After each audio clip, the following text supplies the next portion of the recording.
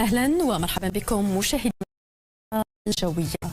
نبدأها كالعادة بتحليل صورة الساتل، حيث نلاحظ أن السماء نسبيا غائمة بالأطلس وكذلك بالمناطق المجاورة له وبالهضبة العليا الشرقية. بباقي المناطق الأخرى سماء قليلة السحب إلى صافية. غدا بحول الله بالمنطقة الشمالية يتوقع تكون سحب منخفضة كثيفة بمنطقة الريف، ستعطي تساقطات مطرية ضعيفة مع تكون ضباب بمنطقة السيس. درجات الحرارة الدنيا ستعادل 11 درجة ببولمان، 10 درجات بمدينة إفران، 17 درجة ستسجل بمدينة وجدة، 13 درجة بتازة و15 درجة بالرباط. ودرجة حرارة النهار ستعادل 29 درجة بمدينة وجدة، 22 درجة بالحسيمة، 20 درجة بكل من طنجة وكذلك بالعرائش، و22 درجة ستسجل بالرباط.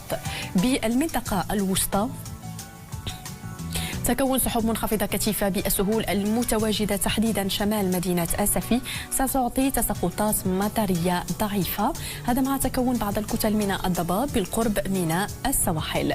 درجات الحرارة ستعادل 16 درجة بمدينة ورزات، 15 درجة ببني ملال، 22 درجة بالرشيدية، و24 درجة بمدينة أرفود.